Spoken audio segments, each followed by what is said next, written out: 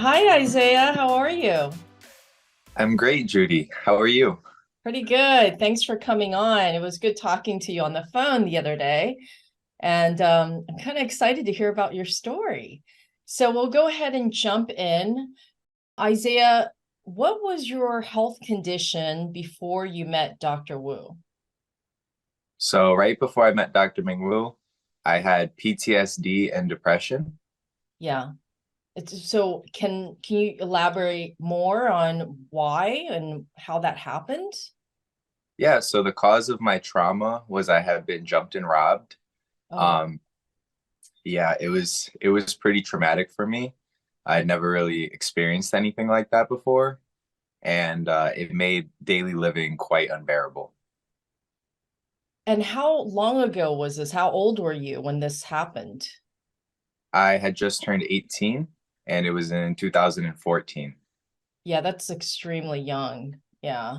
So during that period, when you experienced that anxiety and depression and all that, did you make a connection with that?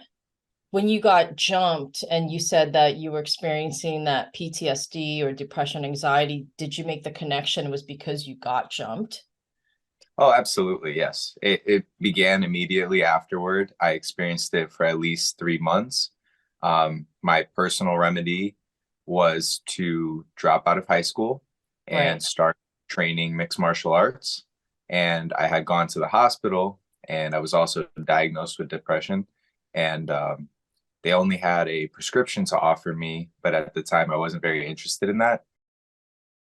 Continued with the martial arts. Oh, wow. So your Western doctor just gave you anxiety pills? So I never saw the doctor. Oh, They you sent the never nurse. saw him. Okay. I went in the room. Right. They sent the nurse in. I explained what had happened to me, and they said that, the doctor is too busy. Here's a prescription you can pick up at your local Walgreens. Oh my goodness. Yeah. Wow. So you just opted out completely. I never even saw a doctor. Oh, I was like, how do oh you know what I goodness. need? I never even saw a doctor. Yeah. Oh wow. And so you continued with martial arts. What kind of martial arts did you do? Oh, I did a lot, but to keep it simple, a lot of Brazilian Jiu-Jitsu and a lot of Muay Thai kickboxing. And there were Mhm. some more specialized ones that I did as well. Oh wow. And how did you meet Dr. Wu? So at the time, being in a mixed martial arts gym meant competitively fighting with the other trainers. And my mom, being a mom, wanted to see me do something a little bit more peaceful and zened out. And she had my sister, who was already in Dr. Wu's children Tai Chi class, practicing for ADHD and other types of, mental health to help her through elementary and middle school. And so she recommended that I would go check him out just to give it a chance. Kind of explained to me that he was from China and that this was more of his cultural background and it was Right. less violent, and that I should definitely go see him. And so did you go see him then? Oh, absolutely, yes. Okay. I was very curious. I was like, what does this guy know that, maybe this American mixed martial arts gym Yeah. may have no idea about? And we booked a consultation. And upon meeting Dr. Wu, he was a very, very peaceful man. Um, I remember just coming into the office and he was so energetic and ready to receive me. He just had me sit down. I told him my story. He didn't interrupt me at all. He was so there, such a big heart. He just listened. And Yeah. then he asked me if I was open to receiving Twina for a moment. Hmm. And I said yes. I had no idea what that meant. Right. And he then took his knuckle and dug it into the crevice in my neck. Um, Having never been touched like that before, I almost like elevated out of my seat, like, whoa, here we go. Wow. And Yeah. yeah, I remember I like my eyes shut and inside I saw like white light. And I was Oh, like, whoa, wow. whoa, what is that energy? And then he let me go.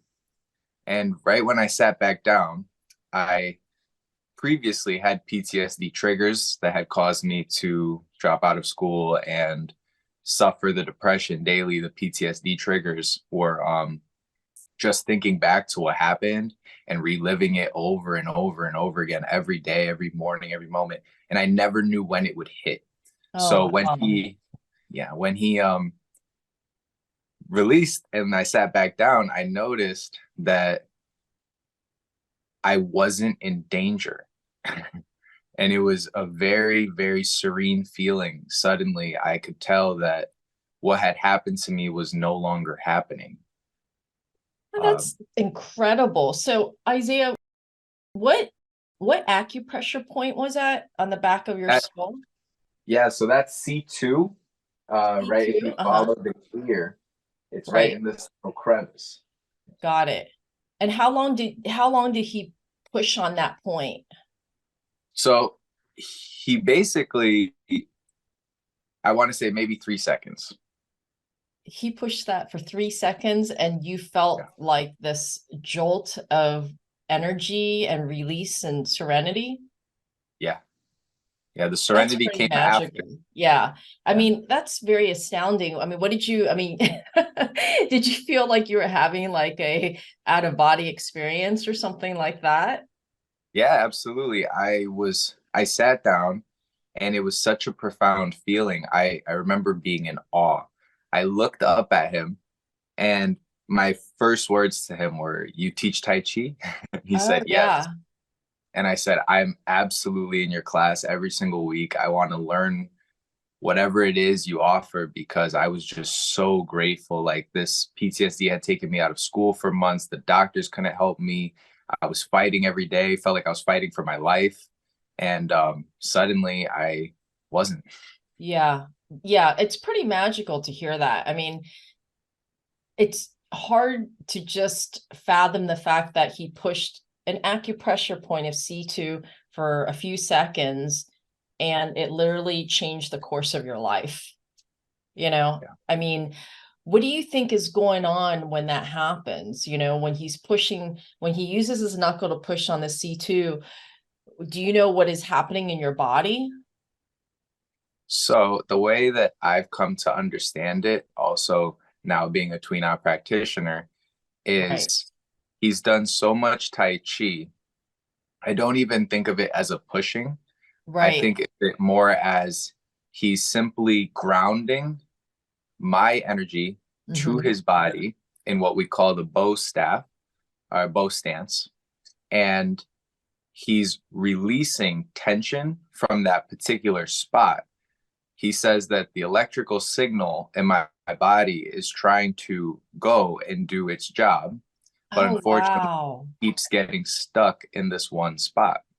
The closest thing that I've ever been able to explain to people is almost like if you were an electrician and you wanted your light bulb to turn back on and it was flickering, you wouldn't necessarily go to the symptom or the light bulb itself. You would go to the part of the wire that has the blockage or the obstruction, and you would remove that or maybe fuse that with energy or cords, and then the light bulb will come back on. So I believe that my flickering was my symptom of PTSD. Wow. Energy was not getting to circulate properly, and he was able to, because it wasn't like a forcible push. It was just he knew the right conditions, right where to go, and my body followed. So Yeah. it never felt aggressive. It never felt like he was jabbing in there. Yeah. Yeah. And I received it. It was absolutely amazing. I love this subject a lot. I've interviewed Dr. Wu before on this, and he talks a lot about this bioelectrical system and this energetic system in your body. And Western medicine does not really recognize or acknowledge that. And when I hear this, it's just an incredible story to know that it's very real and it works.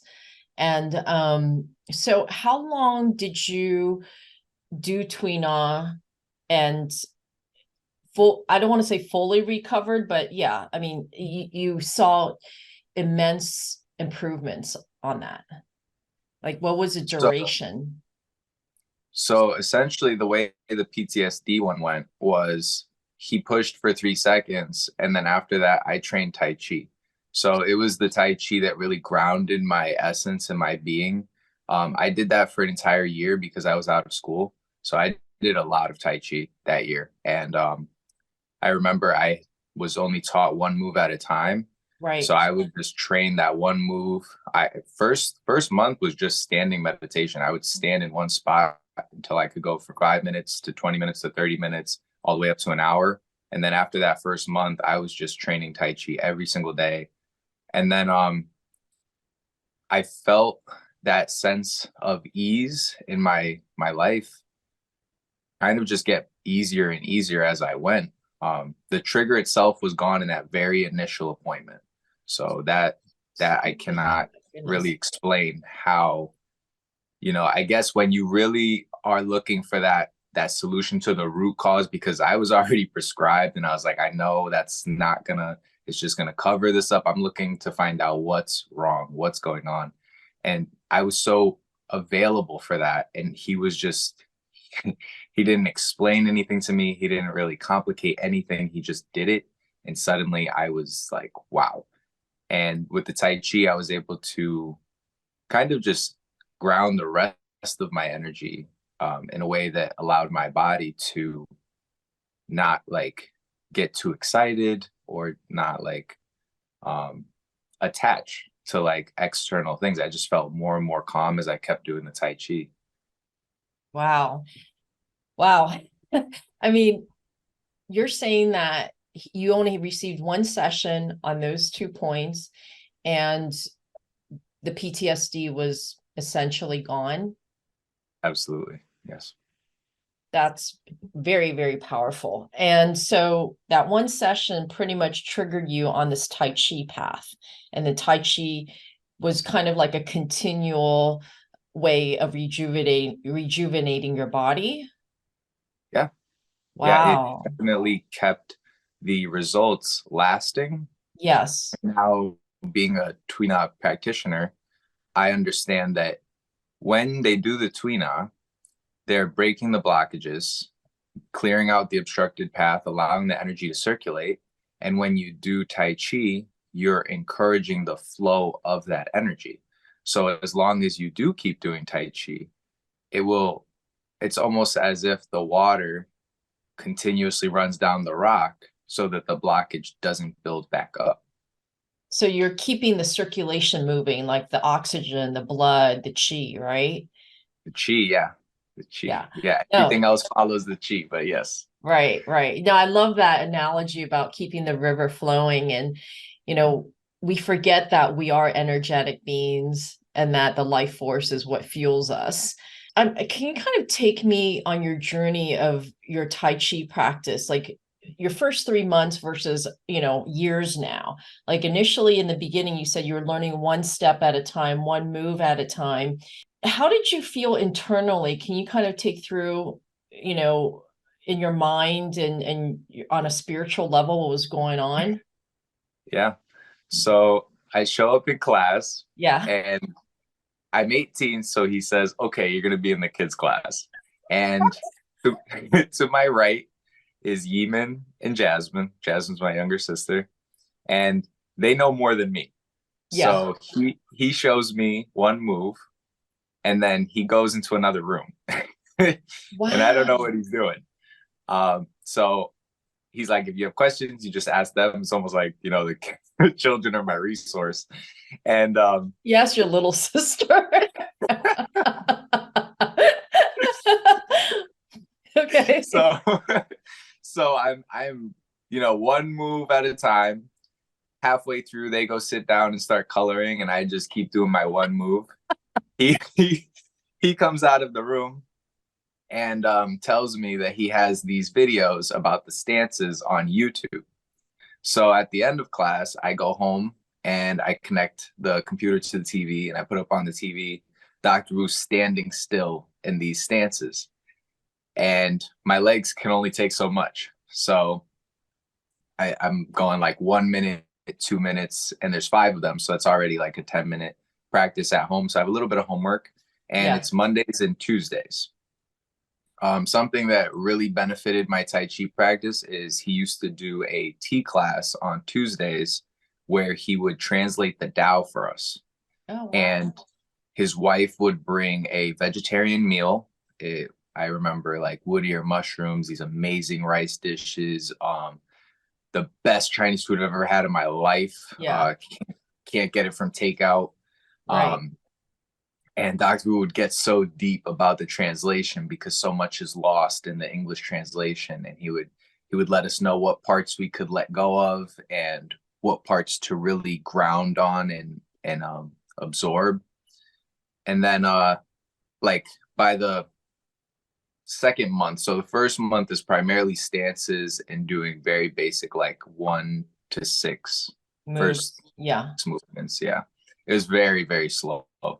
Then we had another woman training there. He was doing this really cool thing. Nowadays we have like certifications, we have workshops, there's a structure.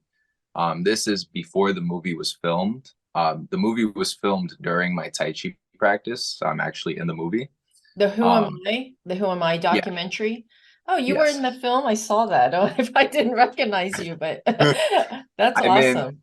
So it's really funny because I was, even though I had come out of the PTSD, I was still being very private. I wasn't like, "Woo, I'm out of PTSD. I'm Yeah. gonna go take off." Like I like I Yeah. said, Yeah. the Tai Chi kept very grounded. So the first time someone showed up, Caleb Vincent shows up, and he's got this huge camera and he's filming in the class, and none of us know what's going on, and so we all just act natural. We do the Tai Chi like he's not even in the room. And then when he's done at the end of class, Ming goes, "Yeah, we're gonna be on PBS." So Oh my goodness. That is hysterical. You're gonna be on so PBS. Oh yeah, just one of the biggest biggest networks. yep. So you'll see in the movie the first class that he shoots, I'm in it, the Tai Chi class, and then the second class they jump to another clip. I'm not in the second class because I'm like I skipped the next class so that I'm not in this huge PBS documentary that I don't. I was just doing my Right, Tai Chi. It wasn't, right, I didn't realize how deep this rabbit hole was gonna go. right. And yes, yes, That's very clever of him, huh? yeah, he was very, very quiet back then. It was amazing. Our Tai Chi practices were primarily silent. So again, like 3 months in, one of his students that he had taken on and he was training. And I don't remember there being like workshops and all these rankings and branding. It was just kind of like, okay, since you've done this for this amount of time, I'm going to take you on and train you. Her name is Donna Gordon. I was taught by Donna, I was taught by his wife, Shirley, and I was taught by Dr. Wu. All three of them took me to about halfway through the form. So there are particular sections of the form that I learned from his wife, particular Right. parts of the form I learned from his student, and then he would come and correct me, Mm, uh, just so he could save all his time. He's yeah, a busy guy. yeah. No, And that's good. yeah, I got 2 years, 2 years in, probably 1 year in, I learned half of the form. And then Wow, at and the one half year a mark, year.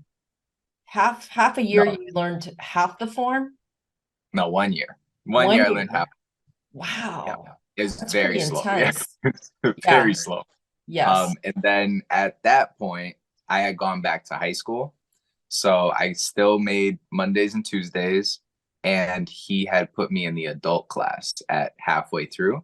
So I actually learned the other half by watching everyone around me. And that's how everyone learns now is they go to the beginner class to learn a certain amount of moves.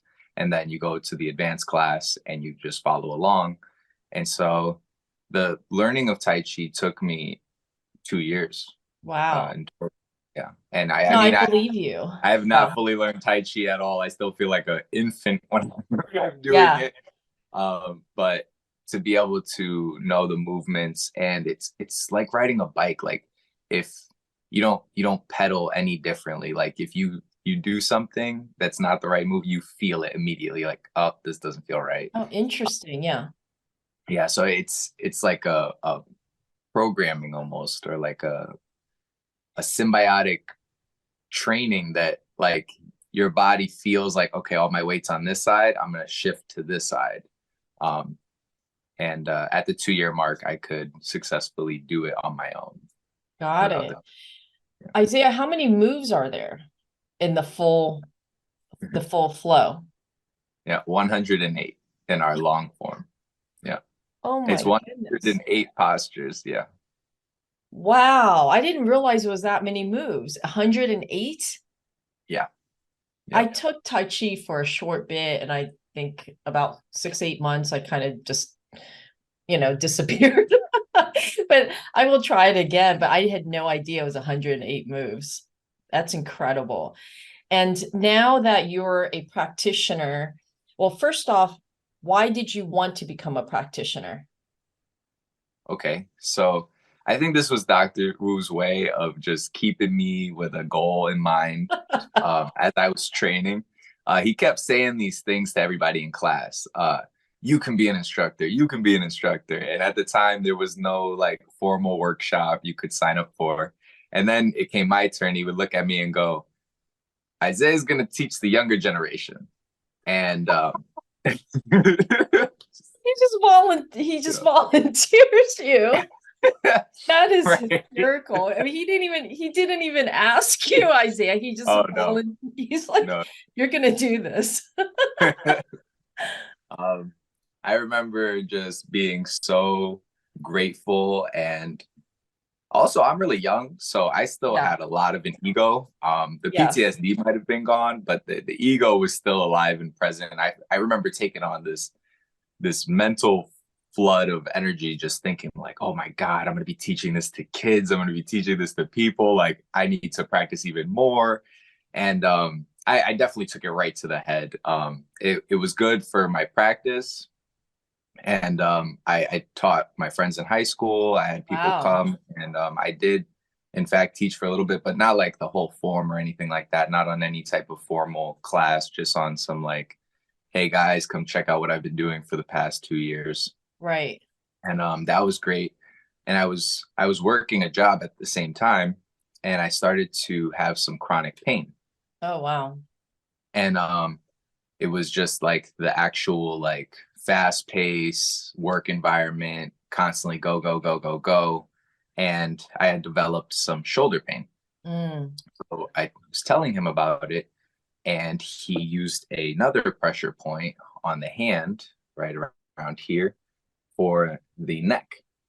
And he again pressed it for not even 3 seconds, and boom, my shoulder pain went away. I could turn my neck. He goes, okay, now look to the left, and my neck's going all the way. I'm like, what the? I was gonna call out for this, like I was not gonna make it to work. I Wait, was just, Isaiah, what you point know, can you show again? right here. Yeah. Okay, so it's between the middle and the first finger. Yeah. And what number is that?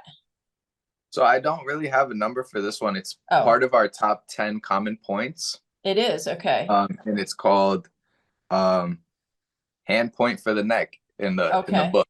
And I never committed the numbers, especially back then with the C2 or this point. Right. When he first taught me, it was just like I knew where it was because I had never felt anything like that Yeah, before. It's like I if was you like, can it's right here, eliminate it's right here, pain I'm telling you. immediately, you're like, who cares about the numbers? Let's just do it. No, I Yeah, love that. I think yeah, I need to use it. yeah. Wow. And So I yeah. never had any formal training. And again, he was like so adamant that like since I knew that point, because um it was my experience, because I didn't know about Tweena, because I had no prior knowledge and I had felt it for the first time. It was his belief that that meant I knew how to show it to other people because I knew where it was because I felt it. Mhm. Um, and so that's essentially when I started getting regular Tweena appointments with him because I wanted the effect on my whole body. And I remember like I was not making a lot of money and I was cutting a huge chunk out for that because it was so worth it. It was absolutely worth it. It was extremely painful. And at times I was like, what is going on up there? And I got off that table. I felt like I was levitating. I was like, this is like night and day. I felt so good. And like within 2 or 3 years, the Who Am I movie was coming out. And he started having workshops where you could actually train and learn like a level 1, level 2, and get like some formal training going for yourself and start a small business if you wanted to help more people. And Dr. Wu is just absolutely amazing and phenomenal in that sense as well, where like he invests his whole heart into his students, Yes. to the point where he does not, he's never hogged the ball. He has always take the ball, just put it right in our hands, right in our court, and said like, you can take this as far as you want and I will help you. And if you get stuck here, you can do this, and if you get stuck there, you can do this. And he has like a structure, and he has a path for each one of his practitioners. It's absolutely beautiful. And I took the tween out workshop.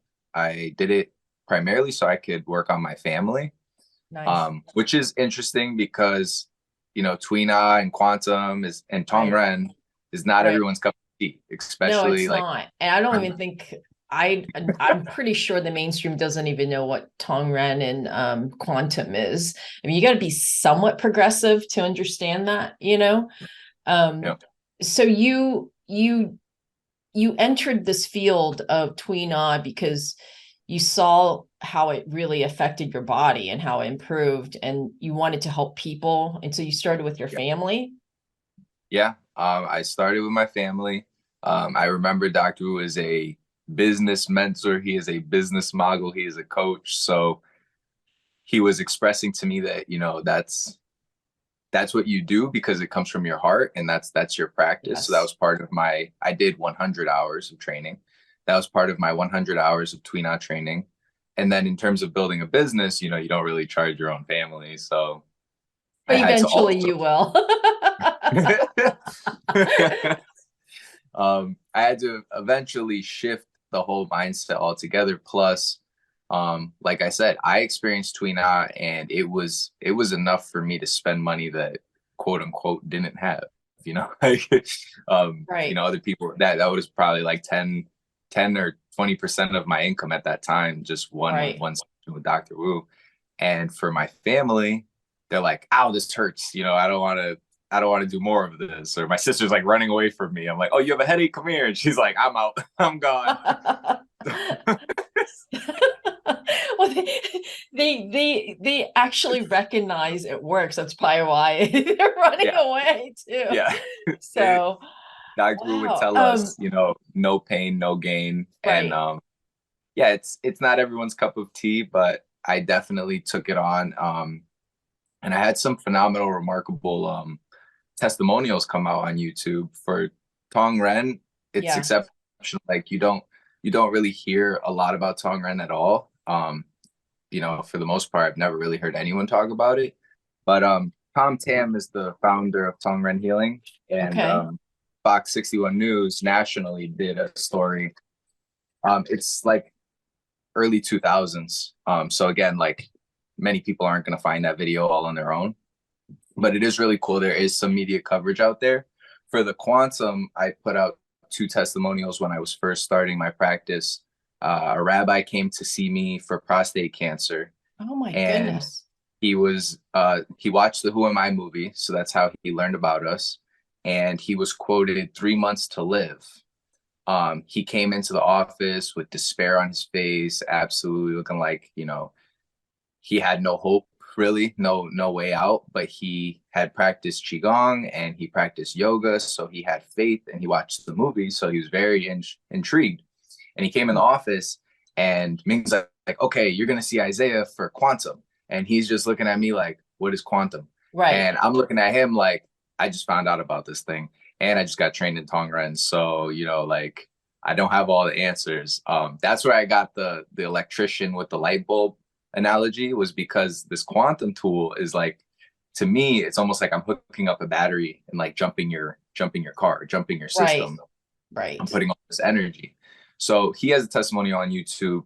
8 or 9 months in, he goes back to the doctor and the prostate cancer is gone. There's no trace of it. And the doctor asked him what he did, and he didn't know how to explain it. So he said, I did some Qigong and I did some TCM and I took some herbal formulas. And so that we do have that one out from quantum exposure. But for the most part, a lot of this stuff, it sounds crazy when you're trying to explain it to I people. know. This is Tongren. This is the Okay. Tongren model. Yeah. You have all the pressure points that we use in Tuina mapped out on a acupuncture model. Sometimes the acupuncture practitioners will actually put needles in the model as well. But for me, as a Tongren practitioner, I use this magnetic hammer, and we tap. And this is how we do long distance healing.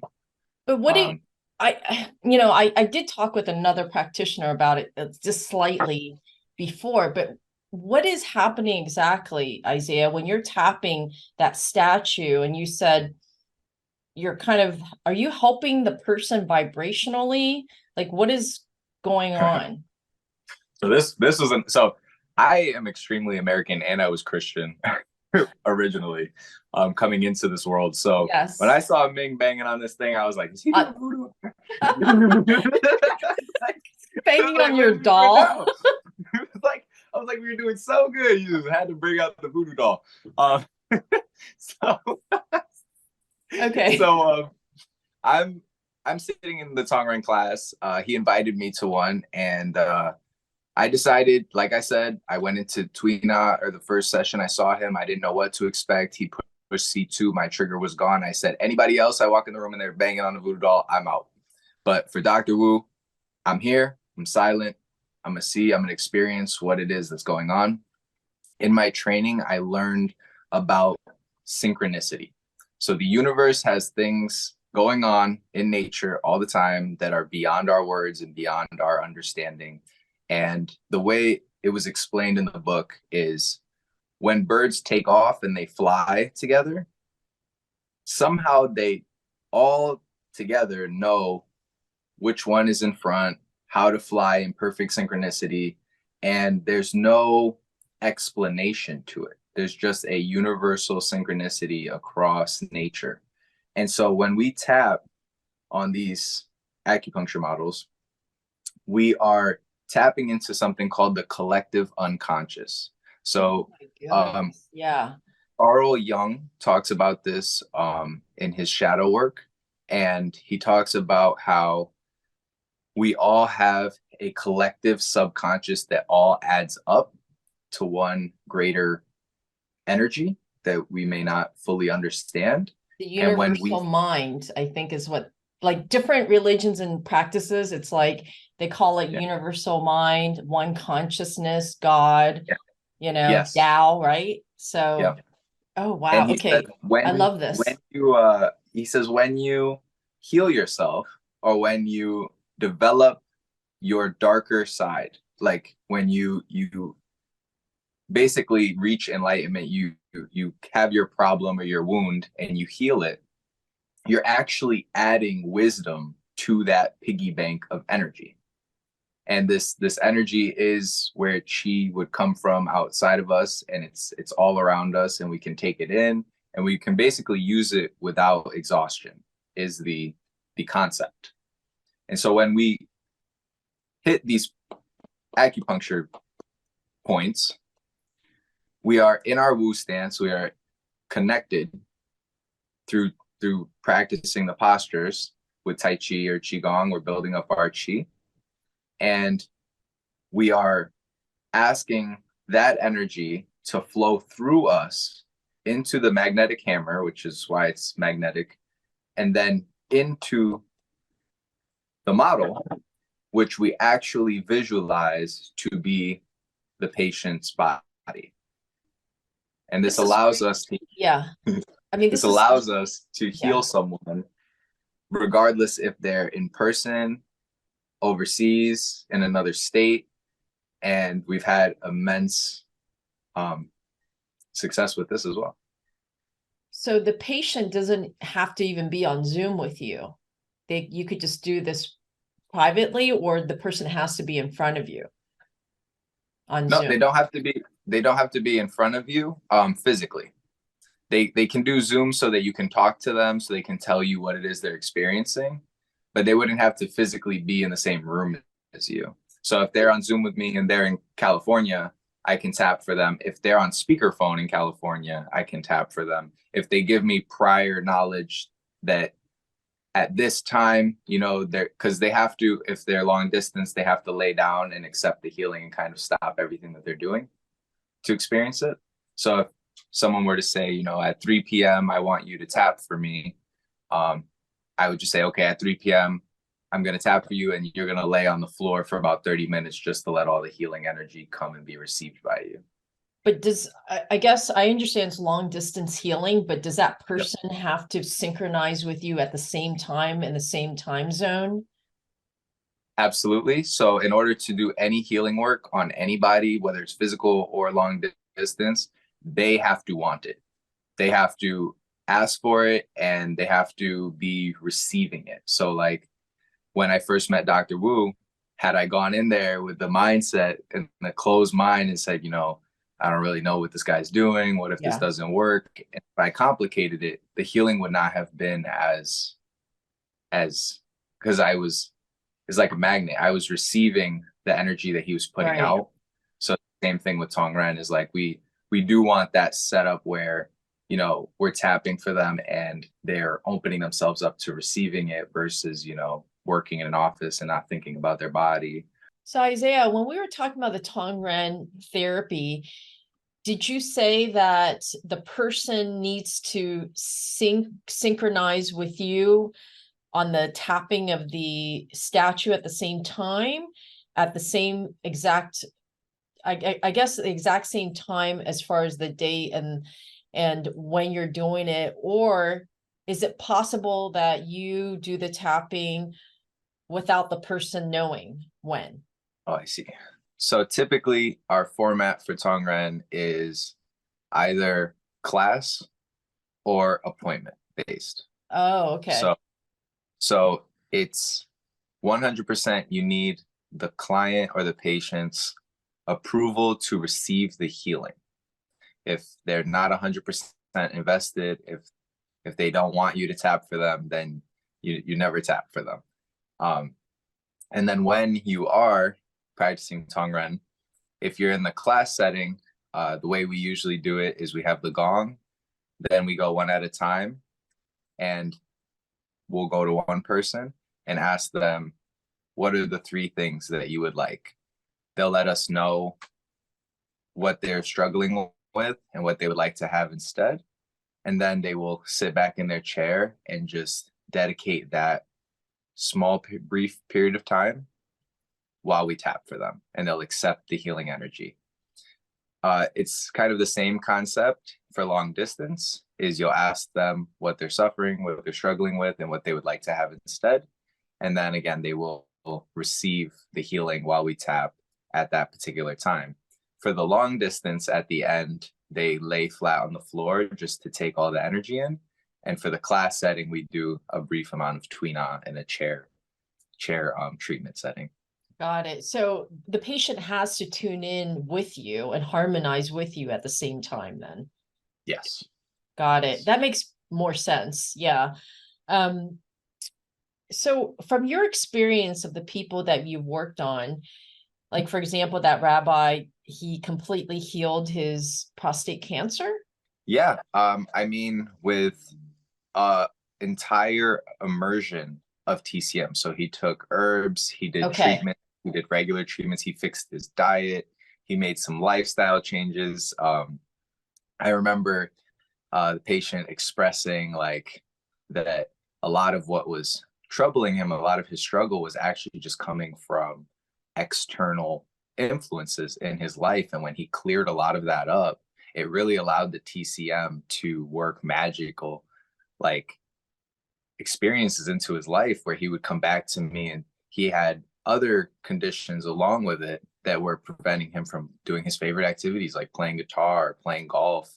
And because he was feeling all this energy coming in from Qigong and Quantum, and he was drinking the teas, it felt counterproductive to then turn around and keep allowing the negative external influences to take away from everything that he was doing. So as he distanced those things, he would come back with these phenomenal stories every single week. I played guitar again. I can't believe I can play guitar again.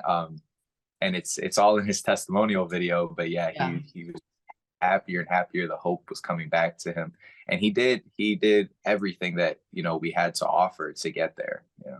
Yeah. So he took action and welcomed all those different TCM modalities to heal himself. It's very interesting what you said, Isaiah, is that he mentioned external factors and sources that were stressing him out.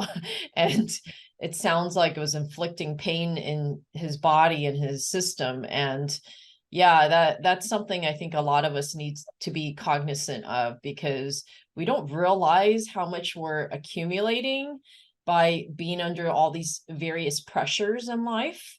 And then I think some of us who are even more sensitive and empathetic, we kind of absorb all that. Overall, Isaiah, what would you say have been some of the greatest benefits that you have had in this journey of TCM? Greatest benefits: stability. I feel extremely stable. I feel like Dr. Wu has given me a second life. I feel like Interesting. I can, because like I feel like before I met Dr. Wu, it was like a reactive lifestyle. It was like, who am I based on what did I go through and what I was attaching to daily. And now I have this immense stability because no matter what I'm going through, good or bad, or what circumstance it is, I know our motto is to enjoy life. And because I have so many practices to fall on, it's almost like I can always find a way to make myself feel better without, pretending. Like I legitimately feel good. I can just kind of like realize that that external factor is not in fact who I am, and that it's going to come and go and life is going to flow. And that's got to be the best benefit right there, is just like being able Yeah. to handle the circumstances of life without them necessarily becoming who I am.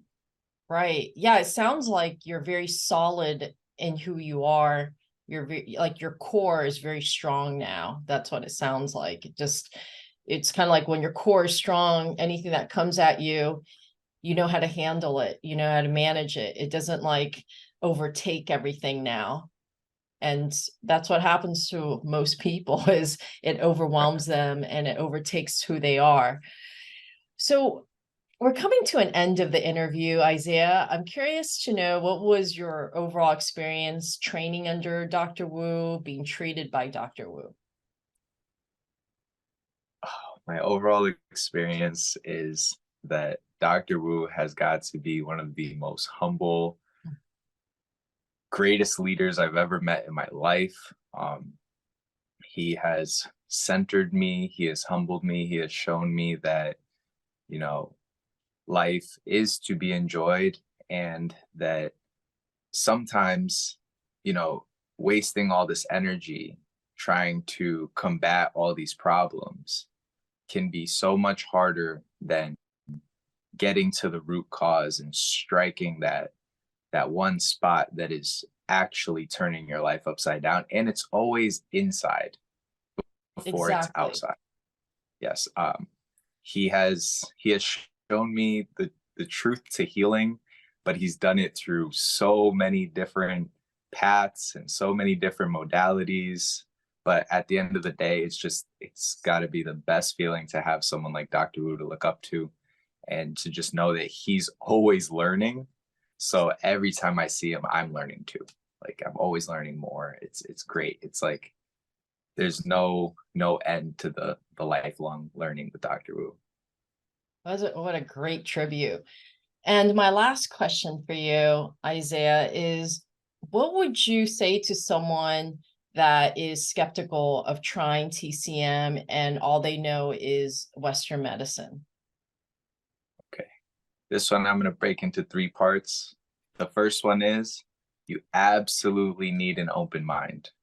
You absolutely need an open mind to experience TCM, because with anything in life, if you come in thinking that it's not going to work, you come in with anxiety or paranoia, you're going to get exactly what you're putting out, because it's, again, it's inside already.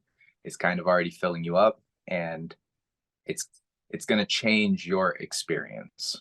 So having experienced all these things with a very open mind, primarily because my mom brought me into this, and sons trust their moms. So I was just very like open to that. And there are going to be moments when you're skeptical, and that's not something you should necessarily fight, but just give it room, give it space to at least see the other side, see the other perspectives, because you're the newcomer into a culture Right. that is based on 5,000 years of wisdom. Right. And the more you expand your mind, the more you open your mind, the more history lessons, the more cultural stories you will discover, and find that there's no one way to see TCM. My second piece is that all of TCM is rooted in nature. It's rooted in, meditating and being connected to plants and teas and farming, and how would you live if you grew up in the mountains and the countryside. So we may not actually be 100% ready for that coming from our classrooms or coming from our work offices. Right.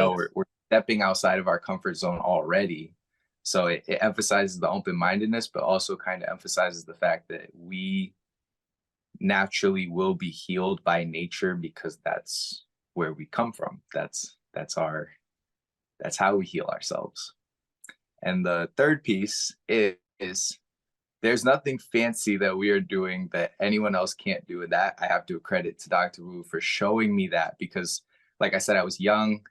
I felt like, this. I felt smaller when I was younger. I felt like, I had to try harder. But over the years, Dr. Wu has made it so clear to me, with all these practitioners and all these students and all these walks of life, that anyone can be a healer.